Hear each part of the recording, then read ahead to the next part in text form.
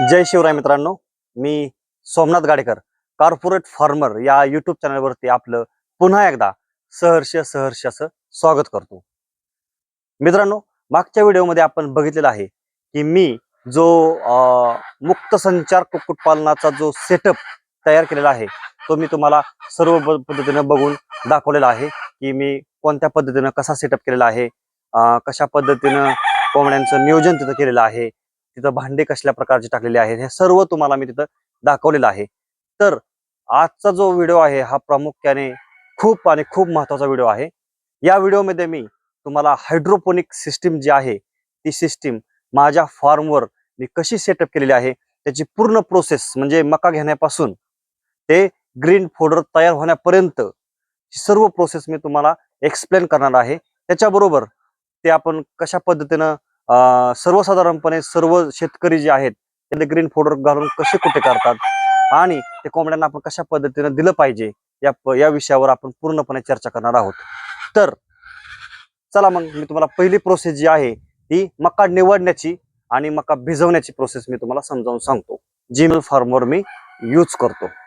तर चला मित्रांनो, ह्या मगामध्ये मी काही मका घेतलेले जी मी आपल्या घरचीच मका आहे आणि काही मका मी मार्केटमधून परचेस केलेली आहे.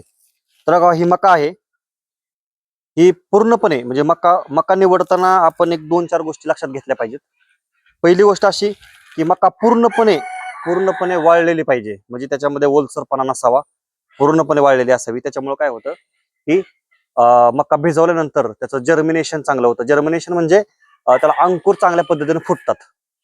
मकामध्ये ही जी मका आहे बघा, आता मला दाखवतो, ही मका आहे. त्या मकामध्ये पुढचं जे तोंड आहे हे तोंड महत्वाचं आहे. ते जर फुटलेलं असेल काही असेल तर ते मका त्याच्यामधून उगवणार नाही किंवा त्याला अंकुर फुटणार नाहीत. म्हणून मका पण चांगली असावी, बघून घ्यावी मका, बरोबर. तर ही मका निवडण्याची योग्य पद्धत आहे. मका वाळलेली असावी, महत्वाची, सगळ्यात महत्वाचं वाळलेली मका असावी. तर मित्रांनो, मका निवडल्यानंतर सगळ्यात महत्वाची प्रोसेस आहे ती भिजवण्याची प्रोसेस. मका भिजवताना महत्वाच्या 2 ते 3 आपण काळजी घेतल्या पाहिजेत. काय केलं पाहिजे की आपल्याला जेवढी मका पाहिजे, साधारणतः तुमचा ट्रे किती आकारमानाचा आहे त्याच्यावर किती मका बसणार आहे ही मका आपण स्वतः बघून घ्यावी किंवा एक अंदाज लावावा किती मका बसू शकते. आता माझ्याकडे जो ट्रे आहे तो साधारणतः त्याच्यामध्ये 900 ते 1000 ग्रॅम, म्हणजे साधारणतः 1 किलो मका बसते. मग त्या पद्धतीनंच मी साधारणतः मला किती ट्रे द्यायचे आहेत कोंबड्यांना रोजचे, तर मला 4 ट्रे द्यायचे आहेत समजा. तर ते 4 ट्रे मध्ये मला 4 किलो मका लागेल. तर साधारणतः मी 4 ते 4.5 किलो मका मी घेतो आणि घेतल्यानंतर एका भांड्यामध्ये आपण किंवा एका बादलीमध्ये म्हणा किंवा जे आपल्याकडे सोयीस्कर आकारमानाचं भांडं असेल त्याच्यामध्ये आपण मका भिजवली पाहिजे. ठीक आहे, तुम्हाला दाखवतो मी. माझ्याकडे ऑलरेडी भिजवलेले मका आहे, ते मी दाखवतो तुम्हाला. एकच मिनिट. तर मित्रांनो, याच्यामध्ये हे जे भांडं आहे या भांडामध्ये मी दररोज डेली बेसिसवर साधारणतः 4 ते 4.5 किलो मका मी घेतो आणि ह्याच्यामध्ये कोमट पाण्यामध्ये मी भिजवतो. महत्वाचं काय आहे, कोमट पाणी घेणं गरजेचं आहे, कारण कोमट पाण्याने काय होतं, लवकरात लवकर जर्मिनेशनची प्रोसेस चालू होते किंवा जर्मिनेशन होण्यास मदत होते, बरोबर. तर मित्रांनो, हे जे ड्रम आहे, बॅलर आहे, त्याला बॅलरला आपण मधोमध कट केलेला आहे आणि त्या बॅलरमध्ये आपण दररोज डेली बेसिसवर आपण इथे मका भिजवतो. ह्याच्यामध्ये ही जी मका आहे ही आपण वाळलेली मका, निरोगी मका किंवा त्याला ओलसरपणा नाही, बुरशी नाही, अशा पद्धतीची मका आपण वाळलेली मका घेतली होती. आपल्याला रोज कोंबड्यांसाठी आपण 4 ट्रे देत असतो. तर 4 ट्रेच्या प्रमाणे एका ट्रेला आपण 1 किलो मका, अशा पद्धतीने आपण 4 ते 4.5 किलो मका घेतो आणि ती मका आपण कोमट पाण्यामध्ये आपण मिक्स करतो आणि ठेवून देतो.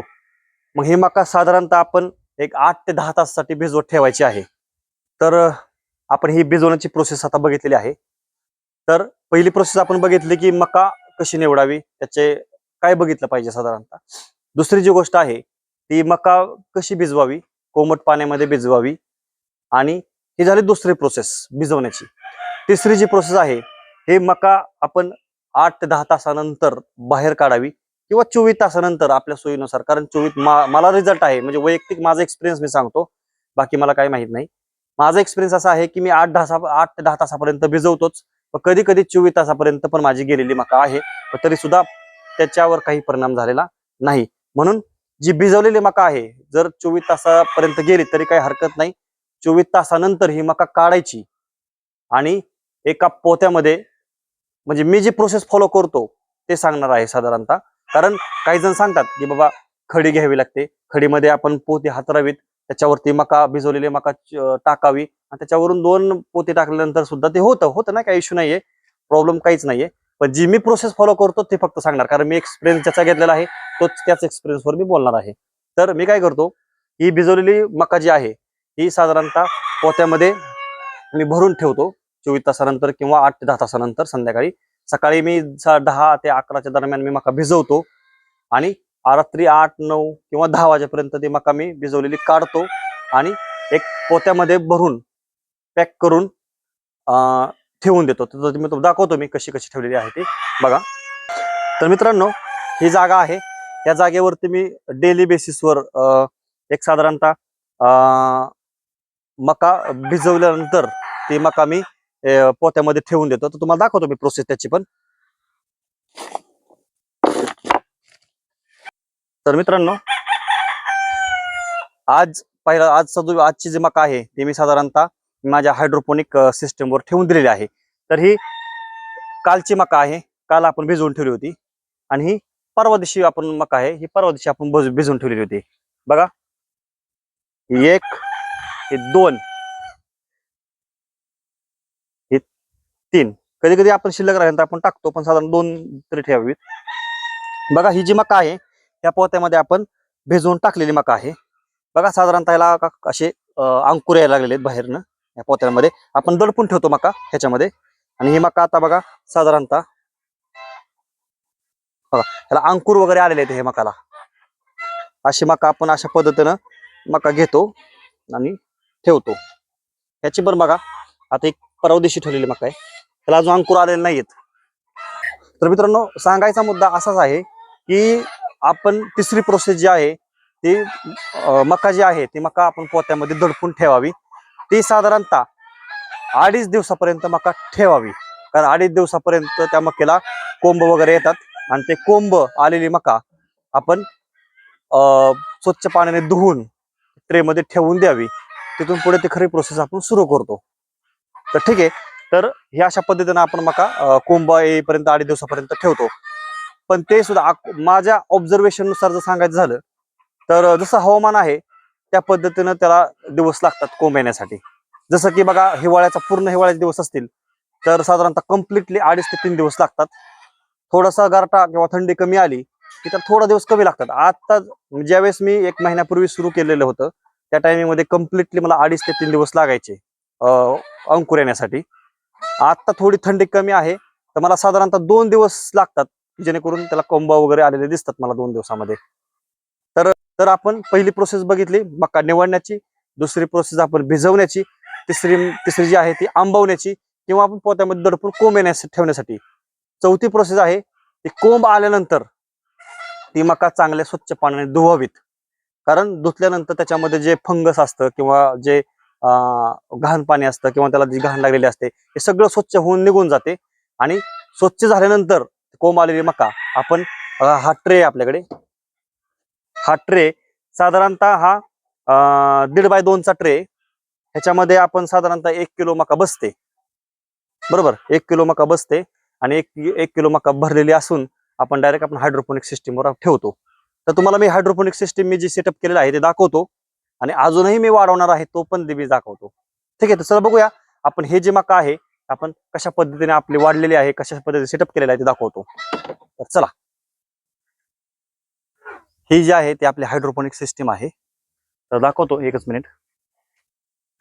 बघा मित्रांनो, ही जी आहे हे आपण हायड्रोपोनिक जो मक्यापासून जो चारा मिळतो कोंबड्यांसाठी तो आपण इथं सिस्टीम बनवलेली आहे. ह्या सिस्टीम मध्ये आपण रोजच्या पद्धतीने डेली पद्धतीने आपण इथं ट्रेड, जसं मी तुम्हाला सांगितलं की आपण 2.5 दिवस मका आंबवल्यानंतर ज्यावेळेस मक्याचे कोंब येतात ते कोंब आपण स्वच्छ पाण्याने धुवून आपण ट्रे मध्ये ठेवल्यानंतर, म्हणजे साधारणतः त्या ट्रे मध्ये ठेवण्यापर्यंत आपले किती दिवस गेले, एक भिजवण्याचा दिवस आणि 2.5 दिवस आपले कोंब येण्यासाठी, असे किती दिवस गेले, साधारणतः एक 3 ते 3.5 दिवस गेले, बरोबर. तिथून पुढे हा ट्रे आपला इथे येतो बघा. हा जो आहे ट्रे, आजचा ट्रे आहे बघा. हा ट्रे साधारणतः किती भरायचा, जेणेकरून ह्याचा जो तळवा आहे, म्हणजे हा ट्रेचा जो तळभाग आहे, हा तळभाग पूर्णपणे झाकला पाहिजे आणि थोडासा वर आला पाहिजे, जेणेकरून त्याची जाडी पण मेंटेन राहते. आपल्याला 8 दिवसानंतर 12 दिवसानंतर जसं हवामान असेल त्यानुसार तो पावडर वाढत असतो आणि त्यानुसार त्याची जाडी थोडी मेंटेन राहिली पाहिजे. जास्त जाडी झाली नाही पाहिजे आणि पातळ बी नसली पाहिजे. पातळ जाडी असेल तर माझा एक्सपिरियन्स असा आहे की ज्यावेळेस आपली पातळ जाडी असेल ना, त्या टायमिंगला पूर्णपणे त्याची जी वाढ आहे, मुळ्यांची वाढ होत नाही आणि त्याच्यामुळे ते पूर्णपणे असं ढिला राहतो चारा, ओपन पूर्णपणे असे हे होत नाही, नाही का, फुलत नाही व्यवस्थित. आणि जर जाडी मेंटेन राहिली, जास्त जाडी नाही आणि मिडियम राहिली, तर व्यवस्थित पद्धतीने चारा त्याची वाढ होत राहते. हा आहे ट्रे. आपण ट्रे इथं अशा पद्धतीने आपण ठेवून देतो डेली बेसिसवर. मला जर रोज 4 ट्रे लागत असतील तर मी 4 ट्रे भरून पहिल्या इथं ठेवतो, बरोबर. अशा पद्धतीने एक एक एक एक एक दिवस आपले ठेवलेले आहेत. सध्या आता तसा विचार केला तर बघा, हा पहिल्या दिवसाचा जो चारा असेल, पलीकडे असं एक आपले प्रत्येक रॅकवर आपले असे 3-3 असं ट्रे बसतात, म्हणजे इथे ट्रे 3 बसतात, पलीकडच्या बाजूने 3 बसतात. असा पूर्णपणे हा जो सेटअप आहे, हा साधारणतः 48 ट्रेचा सेटअप आहे, बरोबर. 48 ट्रेचा सेटअप आहे. आपला जो चारा आहे हा 8 दिवसापर्यंत वाढतो, बरोबर. 8 दिवसानंतर चांगल्या पद्धतीने वाढतो, परंतु ते हवामानावर डिपेंड आहे. मागच्या महिन्यामध्ये थंडी भरपूर होती, त्याच्यामुळे मला साधारणतः 12 ते 13 दिवस, कुठले 12-13 दिवस ते पण सांगतो. आपले ज्यावेळेस ग्रीन फोडर आपण आपले जे मक्याला कोंब आल्यानंतर आपण ज्यावेळेस इथं ठेवतो सिस्टीमवर, तिथून पुढे 12 दिवस, तिथून पुढे 12 दिवस आपल्याला एकदम थंडीमध्ये लागायचे. आता थोडी थंडी कमी आली आहे, साधारणतः एक 8-9-10 दिवसामध्ये चारा तयार होतो. आपल्याला समजतो हळूहळू, जसं आपण सिस्टीम बसवत राहील, जसं आपण प्रॅक्टिकली ट्राय अँड एरर करत राहील, आपल्याला कळून जातं की आपला जो चारा आहे आपल्या हवामानाला मॅचनुसार किती दिवसामध्ये तयार होतो. आता माझा जो चारा आहे, साधारणतः मी चांगल्या पद्धतीने वाढण्यासाठी, कारण तर 8 दिवसामध्ये चारा खाण्यासाठी जर योग्य झाला असेल तर अजून 2 दिवस जर आपण ठेवला तर त्याच्या पद्धतीने चांगल्या पद्धतीने वाढतो, असं माझं म्हणणं आहे. तर बघा, समज फॉर एक्झाम्पल आपण हा पहिल्या दिवशी एक दिवस ठेवला, दुसरा, तिसरा, चौथा, 5वा, 6वा, 7वा, 8वा असं एका बाजूचा ठेवला, तरी बी आपल्याला एक सायकल तयार होते. रोज 4 ट्रे काढले, म्हणजे तिथून मी 4 काढले, तर दुसरे हिथून काढले 4, असे करत करते ना एक 12 दिवस मी ठेवतो चारा. सध्या 12 दिवसामध्ये माझा चांगल्या प्रमाणामध्ये चारा वाढतो आणि जास्त वाढल्यामुळे त्याचं वजनही चांगलं भरतं आणि कोंबड्यांसाठी जास्त मला चारा उपयोगी होतो. तर ही आपली सिस्टीम आहे बघा. हा चारा आहे, असं हळूहळू हळू वाढत चाललेला आहे हा चारा बघा. एक ट्राय, हा महत्वाचं म्हणजे काय माहिती का, हा एक ट्रे आहे, हा खूप मोठा ट्रे आहे. हा ट्रे मी माझ्या ट्राय आणि एरर साठी ठेवलेला आहे बघा. झेपत नाहीये, भरपूर रोज आहे. हे खूप मोठा ट्रे एक ट्राय आणि एरर साठी मी ठेवलेला आहे. त्याचं कारण असं,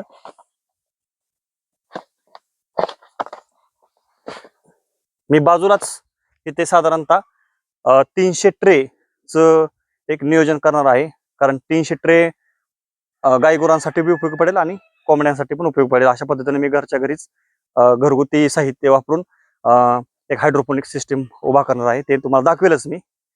तर हे ट्राय आणि एरर साठी ठेवलेलं आहे. एवढे मोठे ट्रे मला मी वापरणार आहे, कारण बारके ट्रेमध्ये काय होतं, जास्त वजन त्यामध्ये होत नाही. असे मोठे ट्रे असतील तर एकाच ट्रे मध्ये भरपूर, कदाचित 3-4 ट्रे लागत असणार, एकच ट्रे मध्ये काम होऊन जाईल, असं एक नियोजन आहे.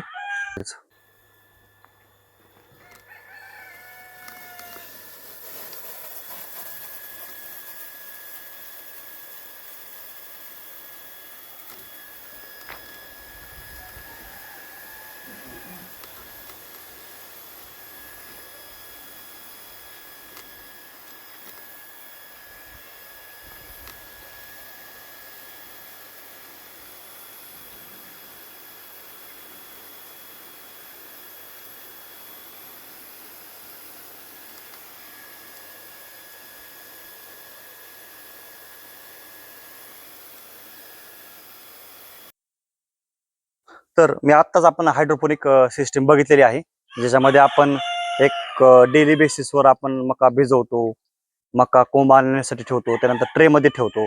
ट्रेमध्ये ठेवल्यानंतर एक एक एक दिवस हळूहळू वाढत वाढत एक दर्जेदार आणि चांगला आपला जो चारा आहे हा तयार होतो, बरोबर. तर त्यातलाच हा एक डेमो दाखवतो की जो माझा चारा तयार आहे, बघा किती उंची त्याची वाढलेली बघा, आणि ही त्याची जाडी. खूप छान पद्धतीने चारा बनलेला आहे.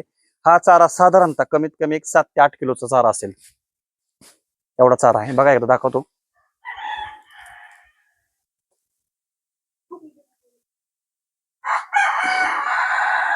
बघा चारा खूप छान पद्धतीने चारा तयार झालेला आहे. असे आपण रोज डेली बेसिसवर सध्या तरी 4 आपण ट्रे देत असतो. साधारणतः एक हा 7 किलो जरी पकडला तरी 7 चौक 28 किलो आपण सध्या चारा आपण हायड्रोपोनिकचा देतो. आणि त्याचबरोबर मक्याचा भरडा वगैरे आपण त्याबरोबर ऍडिशनल देत असतो. ते पुढच्या व्हिडिओमध्ये मी तुम्हाला नक्कीच सांगेल की जो आपल्या चाऱ्याची जी पद्धत आहे, आपण कशी कोंबड्यांना देतो, त्याचा समतोल आपण कसा राखतो, सगळ्या पद्धतीने सांगेल. तर हा जो चारा आहे तयार झालेला, हा काही जण मशीन वापरतात, काही जण ते बारीक करण्यासाठी जी मशीन असते ते वापरतात. मी जी आहे ती साधारणतः ही जी आपली जी कुट्टी मशीन आहे, रेग्युलर बेसिसवर कुट्टी मशीन, म्हणजे आपण ह्याच्यामध्ये ज्वारी, मका, बाजरी म्हणा किंवा ऊस म्हणा, अशा पद्धतीने जे कट करतो, बारीक करतो आपल्या गाईगोरांसाठी, तेच वापरतो मी. कारण त्याच्यामध्ये सुद्धा बऱ्याच पद्धतीने बारीक होतं. आणि तेच मका आपण हायड्रोपोनिकची जी कट केलेली बारीक केलेली जी मका आहे, फोडर आहे, ते आपण कोंबड्यांना खाऊ घालतो. तर मित्रांनो, हा जर व्हिडिओ आपल्याला मनापासून आवडला असेल तर या व्हिडिओला लाईक करा, शेअर करा आणि कमेंट करायला मात्र विसरू नका. जय शिवराय. धन्यवाद.